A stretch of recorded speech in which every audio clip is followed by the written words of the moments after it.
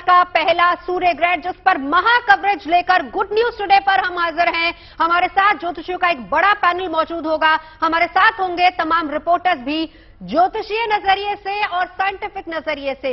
ये ग्रहण क्यों इंपॉर्टेंट है, इसका असर हमारी और आपकी जिंदगी पर क्या होगा, देश पर क्या होगा, सियासत पर क्या होगा, क्योंकि ये ग्रहण भारत में नजर नहीं आ रहा है तो भारत में इसके मायने क्या हैं, ज्योतिष नजरिए से सूत्रकाल नहीं लगा है, तब भी हमें कौन कौन सी ऐसी चीजें हैं जिनको फॉलो करना है या फिर हम इससे बिल्कुल निश्चिंत हो जाएं, हमारी और आपकी कुंडली पर इसका कितना असर होगा, ये सब हम जानेंगे। तमाम खास मेहमान हमारे साथ जुड़ चुके हैं, जल्दी से परिचय करा देती हूं और फिर उसके बाद हम आपको दिखाएंगे तस्वीरें। हमारे साथ राजकुमार शास्त्री जी मौजूद हैं, हमारे साथ श्रुति द्विवेदी जुड़ चुकी हैं और नंदिता जी हमारे साथ हैं।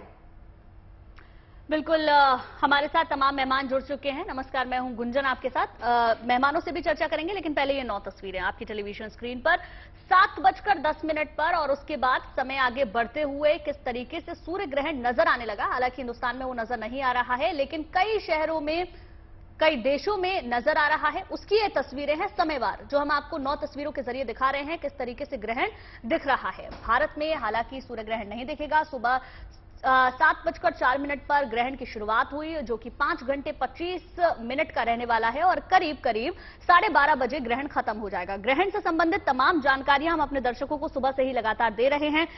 इस दौरान क्या करना चाहिए, क्या नहीं करना चाहिए, किन चीजों से आपको बचना चाहिए, राशिवार आपके जीवन में क्या फर्क पड़ेगा, ये तमाम पहलुओं पर हम जानने की, समझने की कोशिश कर रहे हैं। हमारे साथ मेहमान भी बने हुए हैं। राजकुमार शास्त्री जी, आप ही के साथ शुरुआत करेंगे, क्योंकि हम कुंडली पर तो जान ही रहे हैं इसका प्रभाव, लेकिन सूर्य के बारे में अगर समझने की कोशिश करें, क्योंकि सूर्य जिसकी कुंडली में स्ट्रांग होता है, उसके पराक्रम की, यश की स्थिति बहुत ऊपर होती है। अगर उसी सूर्य पर ग्रहण लग जाए तो ऐसी कुंडलियों पर क्या प्रभाव होता है, वो बताएं।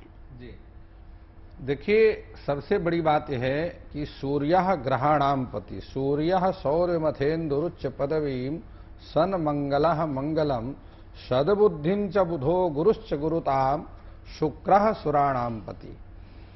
यहां पर यदि हम सूर्य की बात करते हैं तो सूर्य ग्रहों के अधिपति हैं और नवग्रहों में इनका सर्वप्रथम स्थान है। जितने भी ग्रह हैं वह सभी सूर्य के प्रकाश से ही प्रकाशित होते हैं। देखिए, 2 सिद्धांत प्राप्त होते हैं, एक प्राचीन सिद्धांत है और एक आधुनिक सिद्धांत है। आधुनिक सिद्धांत जो है वो आर्यभट्ट का सिद्धांत है और प्राचीन सिद्धांत जो है वो वशिष्ठ आदि ऋषियों का सिद्धांत है।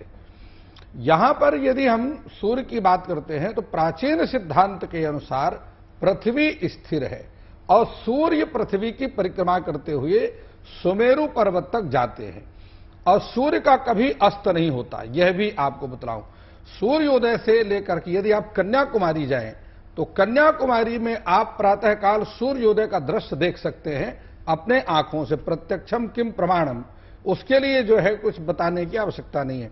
समुद्र के अंदर से, जहां स्वामी विवेकानंद जी का मठ बना हुआ है, और समुद्र के मध्य से होता हुआ भगवान सूर्य का उदयकालीन अस्त और उससे पहले अरुण का जो अरुणता है वह बाहर आपको दृश्य दिखाई पड़ेगी।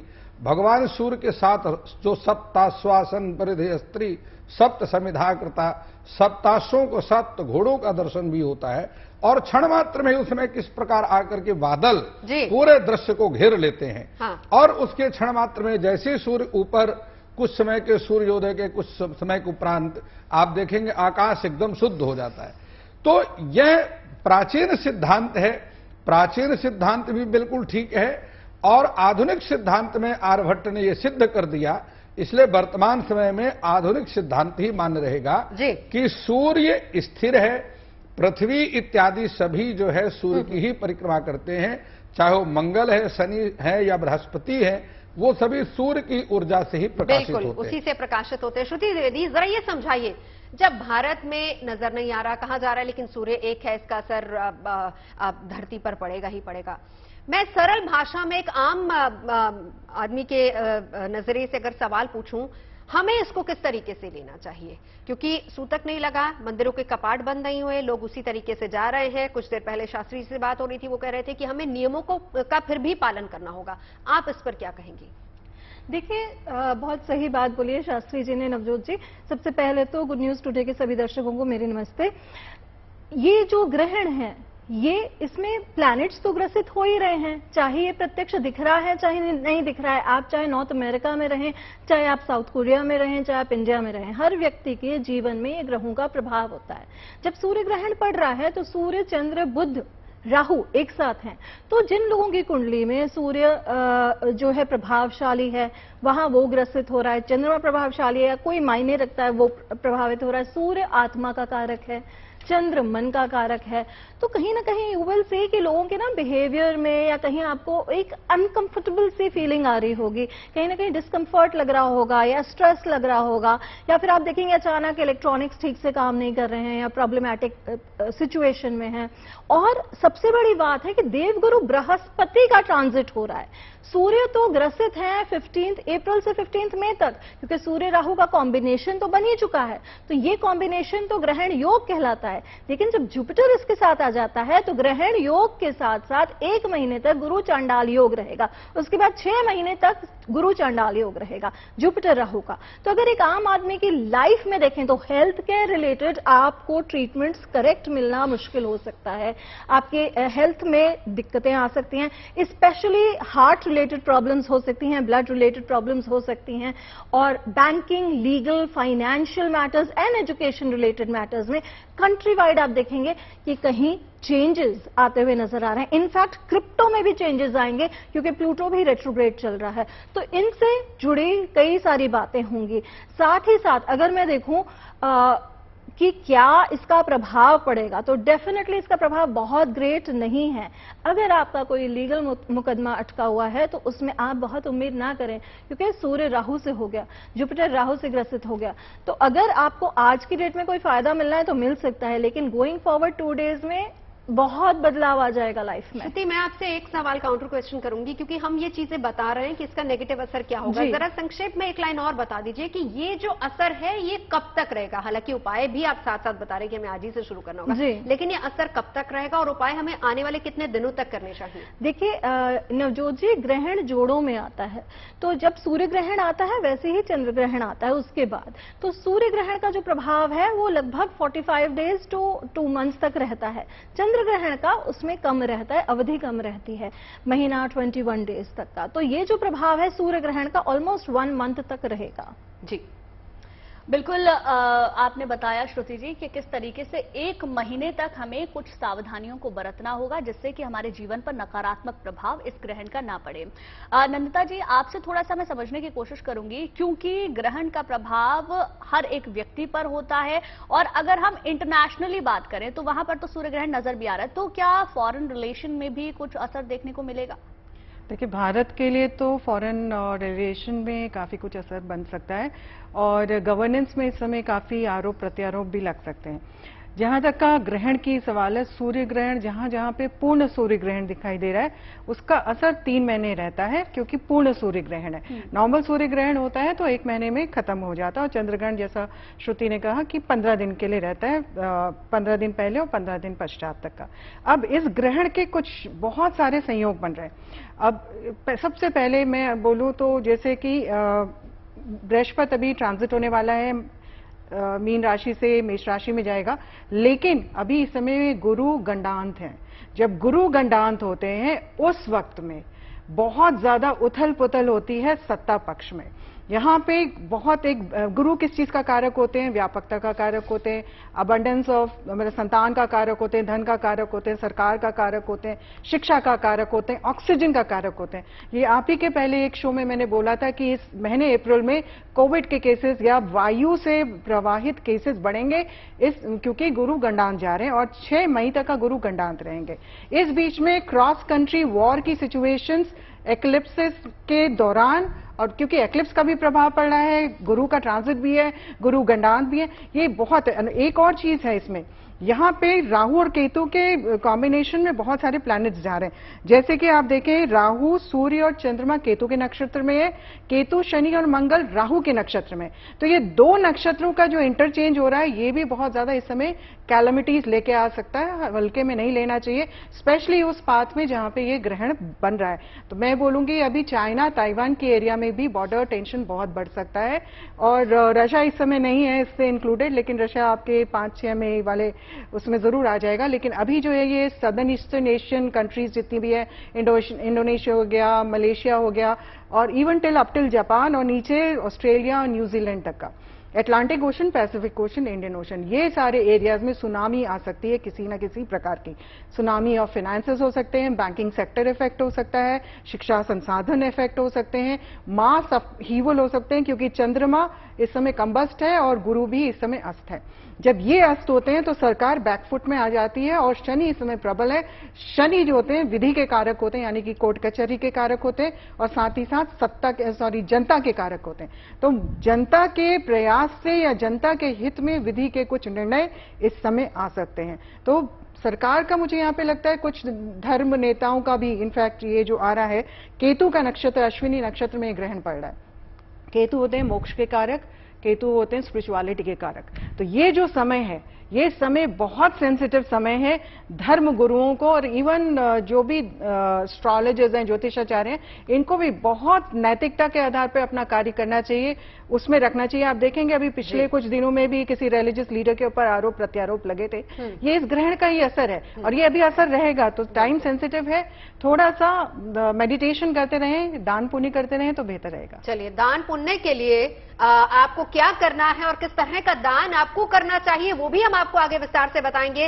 लेकिन फिलहाल सीधा चलते हैं ब्रह्म सरोवर से। इस वक्त हमारे साथ मनीष मेरे सहयोगी जुड़ चुके हैं। मनीष, वहां पर वैसे ही देखिए अमावस्या के दिन लोग स्नान करते हैं, क्योंकि इस दिन कहा जाता है कि पितरों के लिए दान पुण्य का बहुत ज्यादा महत्व रहता है। तो ब्रह्म सरोवर में बड़ी संख्या में लोग पहुंच रहे हैं स्नान करने के लिए भी। अभी वहां की तस्वीरें हमें दिखाइए, क्या चल रहा है? बिल्कुल, तस्वीरें आपको दिखाता हूं कि लोग बड़ी तादाद में यहां पहुंचना शुरू हो गए हैं, और जैसे जैसे दिन आगे बढ़ता जा रहा है, हालांकि धूप बहुत तेज है, गर्मी महसूस हो रही है, लेकिन फिर भी जो संख्या यहाँ लोगों की वो लगातार बढ़ती जा रही है। और जैसे जैसे दिन आगे जाएगा, उम्मीद यही कि ये नंबर्स और बढ़ेंगे, और लोग आ रहे हैं, ना सिर्फ स्नान कर रहे हैं, बल्कि इस तरह से ग्रुप में बैठ कर देखिए आप किस तरह से वो पूजा पाठ करवा रहे हैं, जो अपने पितरों के लिए पिंडदान है उसकी जो पूरी प्रक्रिया है वो यहाँ पर निभा रहे हैं। तो हर कोई ये चाहता है कि ये, क्योंकि अमावस होती है और सूर्य ग्रहण है, तो वो इस मौके का फायदा जितना ज्यादा हो सके उतना ज्यादा उठा सके, जितना ज्यादा अपने परिवार के लिए वो सुख संपन्नता की जो दुआएं हैं, प्रार्थना है, वो कर सके उतना अच्छा है। तो लोगों की भीड़ यहाँ लगातार बढ़ती जा रही है। हालांकि जो गर्मी है उसका भी असर अब धीरे धीरे दिखना यहाँ पर शुरू हो चुका है। जी बिल्कुल, पंडित दिवाकर त्रिपाठी भी हमारे साथ लगातार जुड़े हुए हैं। मनीष, मैं लौटूंगी आपके पास।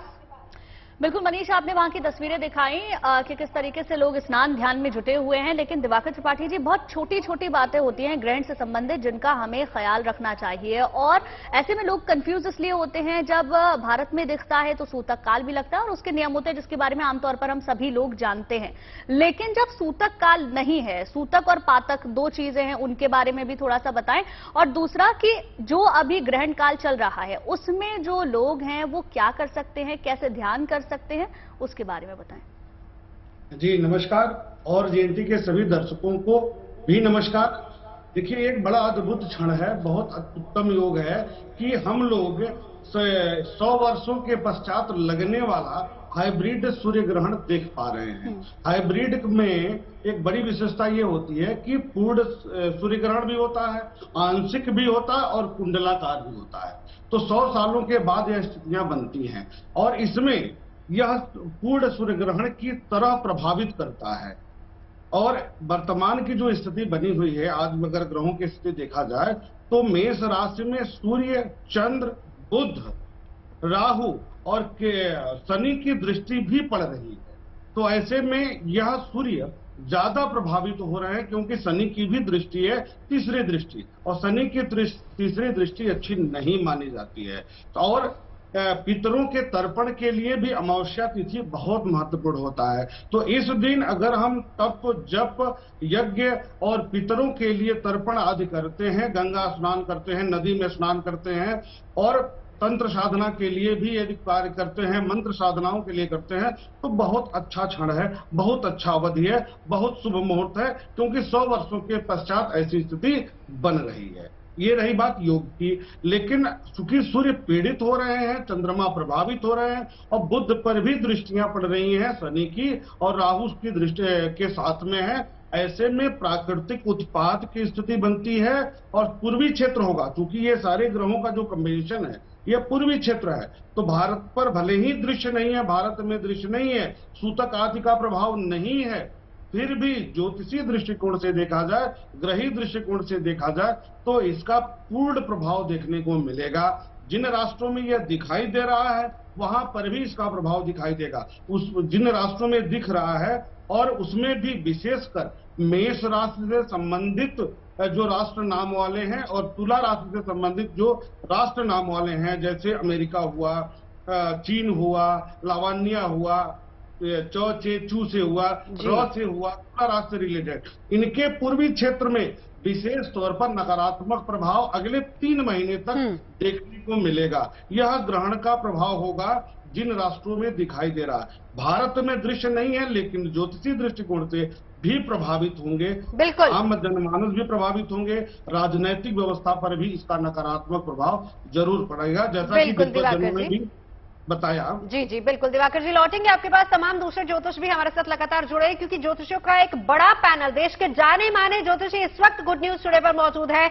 ये पूरे ग्रहण काल के दौरान हम इसी पर चर्चा करेंगे। आपको क्या करना है, हमारे देश के लिए क्या अच्छा है या फिर बुरा है, किस तरह के उपाय हम कर सकते हैं, दान पुण्य का कितना महत्व है, और इसके वैज्ञानिक पहलू को समझने के लिए हमारे साथ हमारे सहयोगी नेहरू तारामंडल से वरुण भी जुड़ चुके हैं और इस ग्रहण के वैज्ञानिक पहलू को वो भी हमें समझाएंगे। जल्दी से वरुण मैं आपके पास आना चाहूंगी। जी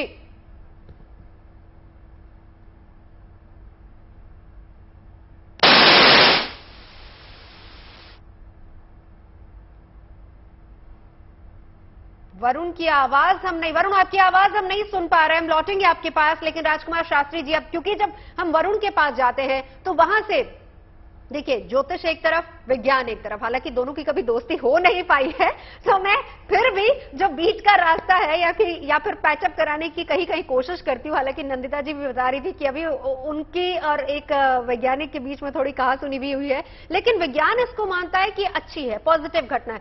हमने देखिए कि उनकी जुबान से क्या क्या शब्द सुने, हम अगर लकी हुए तो इससे ज्यादा भी ग्रहण हो सकते हैं, अगर हम खुशकिस्मत, मतलब वो इस खगोलीय घटना को एक पॉजिटिवली देखते हैं। ज्योतिष कहता है कि इस पर एक ग्रहण है, यानी वो नकारात्मकता चाहे कम हो चाहे ज्यादा हो हमारे आसपास या हमारे अंदर आती है। क्यों दोनों की राय इतनी अलग होती है, और आप क्या इससे सहमत हैं कि इसका कुछ पॉजिटिव असर भी हो सकता है? नहीं, देखिए नवजोत जी, बात यह है कि विज्ञान का जो विकास है ये बहुत बाद में हुआ। अभी ज्यादा से ज्यादा 200 वर्ष विज्ञान के विकास के हुए, और शास्त्र जो है वो 5000 वर्ष से भी अधिक पुराना है। तो इसलिए विज्ञान उन्नति कर रहा है, विकास कर रहा है, और विज्ञान का विकास होना ही चाहिए। यद्यपि दोनों संबंधों को देखें तो विज्ञान और शास्त्र एक दूसरे के पूरक हैं। जब शास्त्रज्ञों को आवश्यकता पड़ती है तो विज्ञान का सहारा लेते हैं, और जब वैज्ञानिकों को आवश्यकता पड़ती है तो वो शास्त्रियों को सहारा लेते हैं। वास्तव में ज्योतिष हो विज्ञान नहीं, हो पराविज्ञान है। देखिए, आप यदि सिद्धांत तत्व विवेक 3 भागों में है, आप सिद्धांत तत्व विवेक की यदि हम बात करते हैं तो सिद्धांत तत्व विवेक में हम जिन ग्रहों की बात करते हैं और वैज्ञानिक जिन ग्रहों की बात करते हैं वो बात का ही अंतर है। वैज्ञानिक उसको ग्रह मानते हैं जिसको हम लोक कहते हैं। 3 लोक 14 भुवन हैं, वो पृथ्वी को भी ग्रह कहते हैं, हम पृथ्वी को लोक कहते हैं कि पृथ्वी एक लोक है। हम बात करते हैं जिन ग्रहों की, वो ग्रह हैं जो मूर्तिमान है। शब्दों में अगर आपसे पूछूं, मैं आपको बस 2 शब्दों में समझा रहा हूं। आप इसको ग्रहण मान रहे हैं, मतलब हम देखते ही उसको नेगेटिविटी के तौर पर है। विज्ञान कहते हैं कि नहीं, इसमें कुछ पॉजिटिविटी भी हो सकती। ये नकारात्मकता और सकारात्मकता के बीच की जो लाइन है जरा उसको क्लियर कर दीजिए। देखिए, हम जिन ग्रहों की बात करते हैं, ग्रहण का अर्थ है पकड़ लेना, ठीक है नहीं, लेकिन पकड़ना किसको है? वो पकड़ने की स्थिति यह है कि जिन ग्रहों की हम बात करते हैं वो ग्रह देव स्वरूप में हैं। हम उनकी मूर्तियों की आकार में उनकी पूजा करते हैं। चाहे आप नवग्रह मंदिर में जाकर के देख लीजिए, उनकी मूर्तियां हैं, उनकी प्राण प्रतिष्ठाएं होती है, उनके वेदों में मंत्र हैं, और वेदों में उन ग्रहों के स्तुति परक मंत्र भी आए हैं, जिन मंत्रों के माध्यम से हम उन ग्रहों की स्तुति करते हैं। वो ग्रह हैं जो शक्तिमान हैं, वो हमारी प्रार्थना को सुनते हैं, हमारे द्वारा दिए गए वस्तुओं को, पूजा सामग्री को ग्रहण करते हैं। आप और जो वैज्ञानिक हैं वो उन ग्रहों की बात करते हैं जहां पेड़ पौधे हैं, पशु पक्षी हैं, वनस्पतियां हैं, मनुष्य भी निवास करते हैं, लेकिन वो उनकी कही हुई बातों को, उनकी द्वारा दी की गई स्तुति ध्याति को, तो शास्त्री जी मैं ये मान लूं कि जिनको आप ग्रह मान रहे हैं वहां पर नकारात्मकता होती है, जिनको वो ग्रह मान रहे हैं वहां पर पॉजिटिव। इस पर नंदिता जी आपकी राय बहुत इंपॉर्टेंट है, लेकिन उससे पहले गुंजन जरा हमारे साथ। बिल्कुल देखिए, जब ज्योतिष की बात हो रही है तो विज्ञान की भी बात हम कर रहे हैं, और विज्ञान की बात कर रहे हैं तो वरुण के पास जाना जरूरी हो जाता है। वरुण, अब आपका ऑडियो ठीक है, अब दिखाएं हमें वहां पर क्या कुछ चल रहा है। देखिए, अध्यात्म के अपने तथ्य होते हैं और विज्ञान के अपने तथ्य। हर आदमी अपने तथ्यों को कहीं ना कहीं सही साबित करने की कोशिश करता है, लेकिन विज्ञान की हम बात कर रहे हैं तो पहले आप समझ लीजिए कि 2 चरण आपको दिख चुके हैं, तीसरे चरण की तस्वीर सामने है, तो रिंग ऑफ फायर लगभग पूर्णकालिक की तरफ जाता होने जा रहा है। जी बिल्कुल।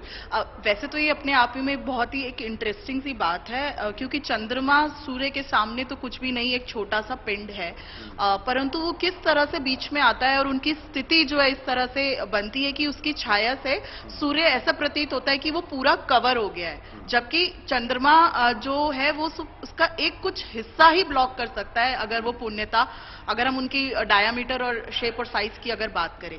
परंतु क्योंकि हम इतने सुंदर खूबसूरत तरीके से प्लैनेटरी अलाइनमेंट में है और क्योंकि हमारा टिल्ट जो है पृथ्वी का वो 23 डिग्री है, तो जब चंद्रमा बाधित करता है प्रकाश को तो वो दूर से ऐसा प्रतीत होता है कि उसने पूर्णता सूर्य को कवर कर लिया है और हम ये खूबसूरत नजारा देख पाते हैं। अच्छा, एक सवाल मैम जो आपने मुझे पूछने से मना किया था, लेकिन तब भी क्योंकि हमारे स्टूडियो में इस बात का जिक्र हुआ तो मैं पूछना चाहूंगा। आमतौर पर ज्योतिष में इस घटना को बहुत सारे मायनों के साथ देखा जाता है, खगोलीय घटना आपके हिसाब से है, तो क्या ये माने कि नेगेटिवली कहीं ना कहीं जो है वो ज्योतिष को धार्मिक चीजों से जोड़ा जाता है, या फिर ये कहा जा सकता है कि इससे कई सारी चीजें निकल सकती हैं, और पॉजिटिवली आप लोग इसको अलग एंगल से देखते हैं? जी बिल्कुल, क्योंकि तारामंडल के साथ जुड़े हुए हैं, खगोल विज्ञान के साथ जुड़े हुए हैं, तो हमारे लिए ये सारे दिन जो है एक सेलिब्रेशन के तौर पे होते हैं, क्योंकि स्कूल कॉलेज खगोल में जिज्ञासा रखने वाले लोग निरंतर हमारे साथ जुड़े रहते हैं। इस बार ये निराशाजनक है क्योंकि भारत से नहीं है, अदरवाइज आपने भी हमारे साथ कई यहाँ पर इस तरीके के नज़ारे देखे हैं और हमारा प्रयास है कि हम ज्यादा से ज्यादा लोगों को दिखाएं। जहां तक बात आती है धार्मिक धारणाओं की, धार्मिक अपना सबका निजी मत है, इस पे ज्यादा बात ना करते हुए मैं ये सभी को बोलूंगी कि ये उनका पर्सनल बिलीफ है, with due respect to their belief, ये हम उन पे छोड़ देते हैं। पर ये नज़ारा बहुत ही रेयर सेलेस्टियल ट्रीट्स हैं, हम ये कोशिश करेंगे कि ज्यादा से ज्यादा लोग इसे देखें, सेफ्टी के साथ देखें, ये ज्यादा जरूरी है, क्योंकि सूर्य ग्रहण जब भी हम बात करते हैं सेफ्टी का अहम हिस्सा होता है, क्योंकि सूर्य से आने वाले प्रकाश से आप आंखों को खराब कर सकते हैं। बिल्कुल वरुण हमारे साथ, क्योंकि हम जिस वैज्ञानिक पहलू का जिक्र कर रहे थे, एक छोटा सा रिएक्शन नंदिता जी का भी। जी देखिए, पहली बात तो एस्ट्रोलॉजी में ग्रहण को बिल्कुल नकारात्मक नहीं बोला जाता, उसके सकारात्मक पहलू भी हैं। हाँ। और विज्ञान में जब ये एक दृष्टिकोण से देखते हैं तो नकारात्मक को स्पिरिचुअलिटी या किसी भी चीज में बांध देते हैं। अब मैं आपको सकारात्मक प्रभाव एस्ट्रोलॉजी के हैं। ग्रहण के दौरान आपका आत्मा से अंतरात्मा का मिलन, यानी कि मेडिटेशन अगर आप करते हैं तो कुंडली जागरण के लिए बहुत सुंदर समय है। रुद्राक्ष आप धारण करना चाहते हैं, बहुत सुंदर समय है। आप किसी भी तरह के यंत्र मंत्र आप सिद्ध करना चाहते हैं, बहुत सुंदर समय है। आप इस समय अपनी अंतरात्मा की चेतना को जागृत करें। आप इस समय आप किसी भी प्रकार के आपके क्रिस्टल्स हैं, आपकी मालाएं हैं, आपके मंत्र हैं, उनको सिद्ध करेंगे, कई गुना फल आपको मिलता है। इस दौरान आप दान पुण्य करते हैं, उसका भी कई गुना फल आपको मिलता है। तो आप कैसे कह सकते हैं कि ग्रहण केवल नकारात्मक है? नकारात्मक क्यों है? नकारात्मक इसलिए जब हम बोलते हैं कि उसकी रेडिएशन जो वेवलेंथ्स होती हैं वो आपको हानि पहुंचा सकती हैं, और ये जो विज्ञान का लिमिटेड प्रभाव है, इसी में मैं थोड़ा सा एक 30 सेकंड का ऐड करना चाहूंगी कि साउथ में आपके पुडुचेरी में एक यूनिवर्सिटी है और वहां पे 2 साइंटिस्टों ने इसमें पूरा एनालिसिस किया कि ग्रहण के दौरान जो वेवलेंथ्स आती हैं उसमें अंडर वाटर सी में कैसे रिएक्शंस होते हैं। तो उन्होंने देखा कि समुद्र के अंदर भी जानवर जो हैं, जितनी भी मछलियां हैं या वहां पे जंतु हैं, वो सारे छिपने शुरू हो जाते हैं ग्रहण से पहले और ग्रहण के पश्चात निकलते हैं। तो जो जानवर बिल्कुल समुद्र की तह के अंदर बेस में है, उसको भी उस ग्रहण का असर हो रहा है। तो वो जो मनुष्य और सारे सेंटिएंट बींग्स यानी कि जीव जंतु जो इस समय धरती पे हैं, क्या उन्हें ग्रहण का असर नहीं पड़ेगा? आप पशु पक्षियों से भी देखिए, उनके जिस तरह से बिहेवियरल चेंजेस हो जाते हैं ग्रहण के दौरान, साइंटिस्ट उनको क्या कहेंगे? वो भी सुपरस्टिशन में जा रहे हैं। चल रहा है सूर्य ग्रहण, एक बड़ी घटना, और इसी पर बड़ी और महा कवरेज लेकर गुड न्यूज टुडे पर हम हाजिर हैं। हमारे साथ देश के जाने माने ज्योतिषाचार्य लगातार जुड़े हुए हैं। देश के अलग अलग हिस्सों से हमारे सहयोगी लगातार हमारे साथ मौजूद हैं। वो लोग जो मंदिरों में जा रहे हैं, आस्था की डुबकी लगा रहे हैं, ब्रह्म सरोवर भी आपको लिए चलेंगे। हमारे साथ शिल्पी होंगी लखनऊ से, वहां भी आपको लिए चलेंगे और इसके वैज्ञानिक पहलू को भी समझने की कोशिश करेंगे। हमारे साथ वरुण होंगे, हमारे सहयोगी। इसके अलावा देश के जाने माने ज्योतिषी हमारे साथ मौजूद है। लेकिन बात जब ग्रहण की आती है, कुछ नेगेटिव कुछ पॉजिटिव असर हर किसी पर होता ही होता है। अब क्योंकि सूतक भारत में नहीं लगा है, क्योंकि ग्रहण ही भारत में नहीं दिख रहा है, तो उसके नियमों को क्या हमें पालन उसका करना है या नहीं करना है, उसके बारे में भी जानेंगे। लेकिन उससे पहले जो एक दर्शकों की जिज्ञासा हमेशा रहती है कि हमारी राशि पर इसका असर क्या होगा। तो श्रुति जी, शुरुआत हम करेंगे मेष, वृषभ और मिथुन राशि से, फिर उसके बाद आगे सवालों के सिलसिले को बढ़ाएंगे। जी नवजोत जी, अगर देखें कुंडलियों के हिसाब से, राशियों के हिसाब से चंद्र राशि पर आधारित है, तो मेष राशि की अगर मैं बात करूं, ग्रहण इसी राशि पर पड़ रहा है और फिर उसके बाद गुरु चांडाल योग पड़ जाएगा। थोड़ा सा ध्यान रखना है, सूर्य जो है वो अपना सबसे पावरफुल पोजीशन मेष राशि में होता है, लेकिन सूर्य पीड़ित है। आपको अपने गुस्से का ध्यान रखना है, क्रोध का ध्यान रखना है, डिसीजन मेकिंग का ध्यान रखना है, फाइनेंशियल डिसीजन मेकिंग, और अगर चेहरे से जुड़ी कोई समस्या हो या आंखों से जुड़ी समस्या हो तो उसका ध्यान रखना है। उसके ट्रीटमेंट को, हेल्थ केयर के ट्रीटमेंट करेक्ट जाए सबसे पहले।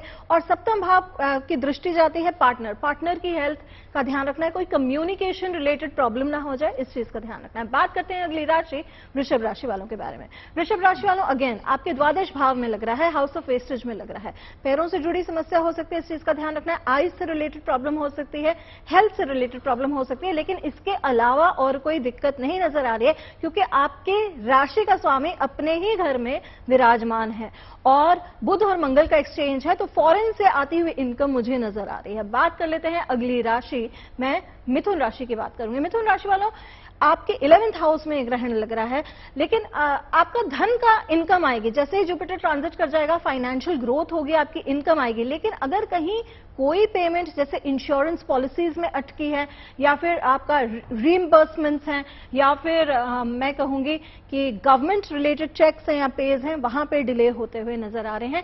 लेकिन अपने बच्चों का ध्यान रखना, और खासकर मिथुन राशि की जो महिलाएं हैं, फैमिली वे में है यानी कि प्रेगनेंसी है, उनको भी अपनी हेल्थ का बहुत ज्यादा ध्यान रखना जरूरी है। बिल्कुल बिल्कुल श्रुति जी, आपने शुरू की 3 राशियों के बारे में बताया और राशिवार हम जानने की कोशिश करें। नंदिता जी, जो अगली 3 राशियां हैं उनके बारे में आप बताएं कि उन पर, उनकी राशि पर, उनके जीवन पर इस ग्रहण का प्रभाव क्या पड़ेगा। देखिए, कर्क राशि और भारत की भी कर्क राशि, और कर्क राशि के दशम भाव में ये ग्रहण पड़ेगा। दशम भाव क्या होता है? सत्ता का भाव होता है, गवर्नेंस का भाव होता है, आपकी नौकरी पेशा जो भी स्थितियां उनका भाव होता है।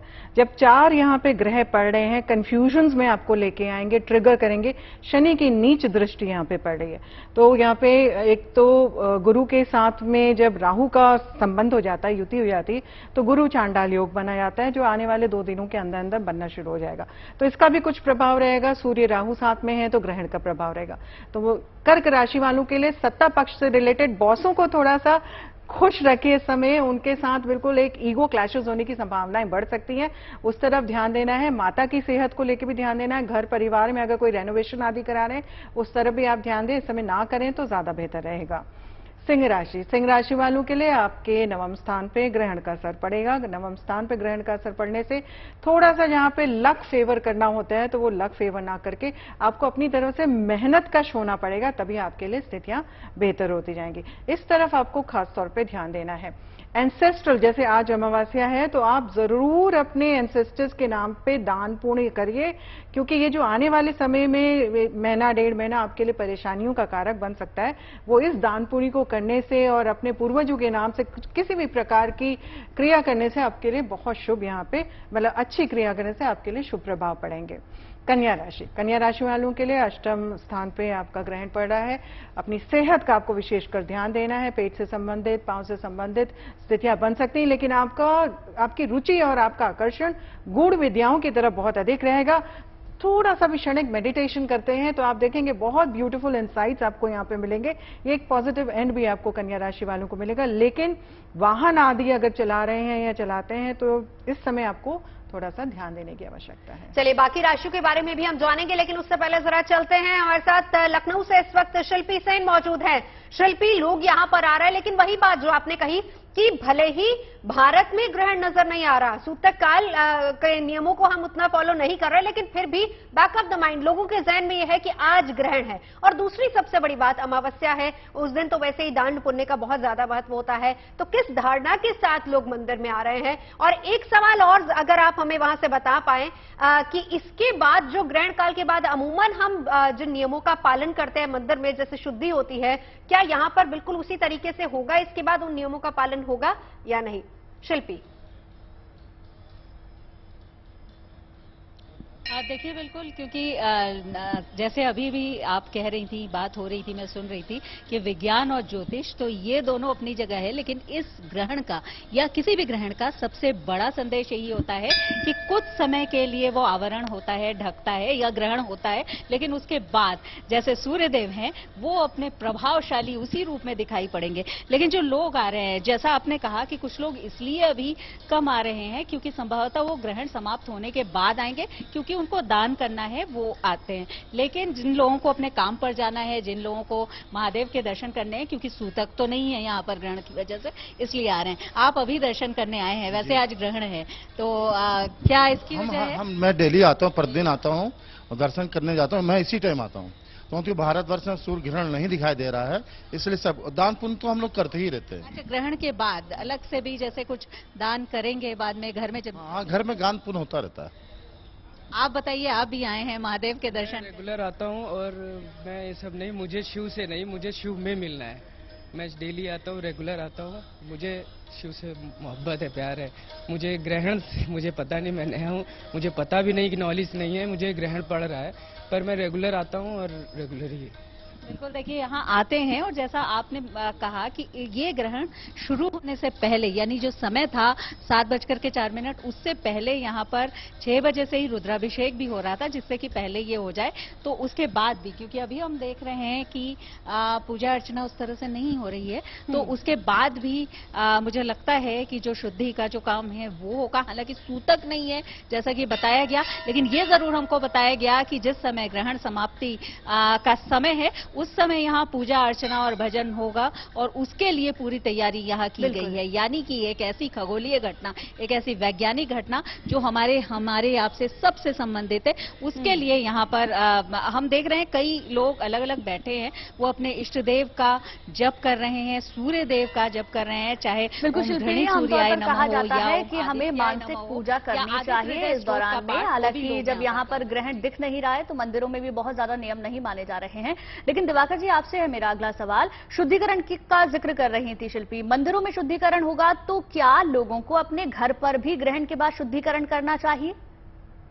देखिए, ग्रहण के बाद पहली बात तो स्नान करने का विधान है, और गंगा जल अगर घर में रखा गया है तो उसे छिड़क देना चाहिए, कुशा से छिड़कना चाहिए, ये सब करना चाहिए। इससे पवित्र जितना रहेंगे उतना सकारात्मक ऊर्जा हमारे जीवन में प्रवेश करेगी, आएगी, और जीवन में शुभता बढ़ेगी। अभी मैं एक प्रश्न का उत्तर बताना चाहूंगा।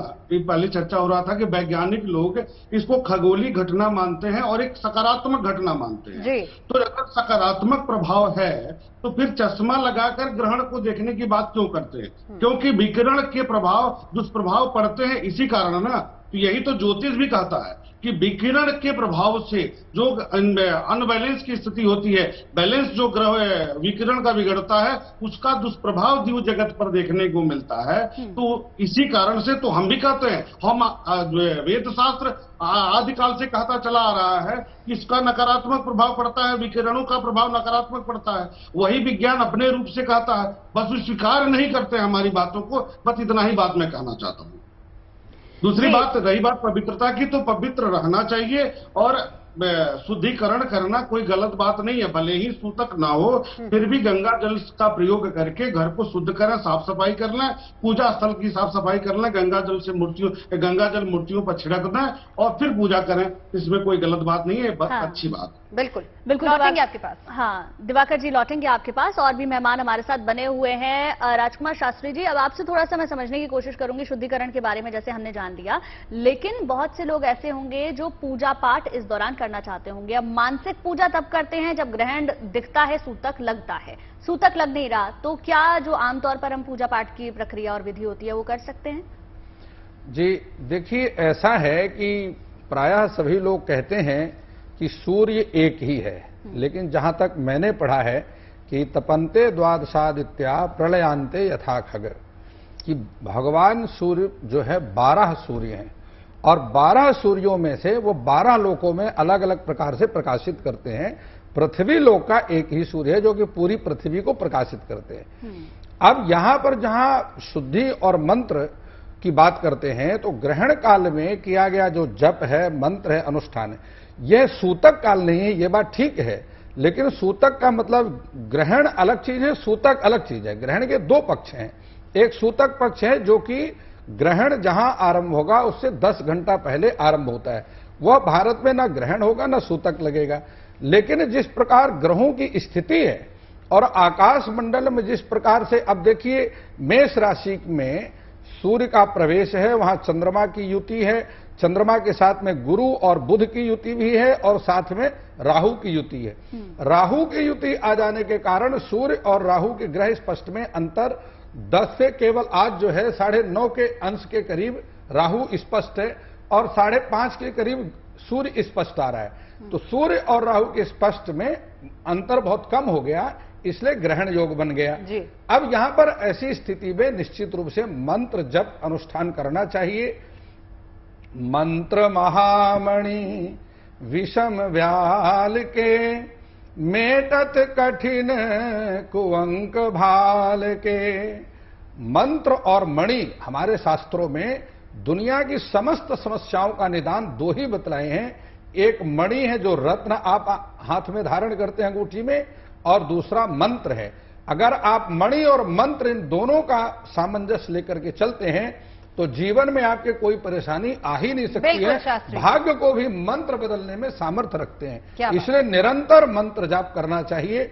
मन्नात् त्रायते इति मंत्रा, मन ही मन में जिसका जप करने से जीवन की समस्त समस्याओं का समाधान कर दे, उसी को मंत्र कहते हैं।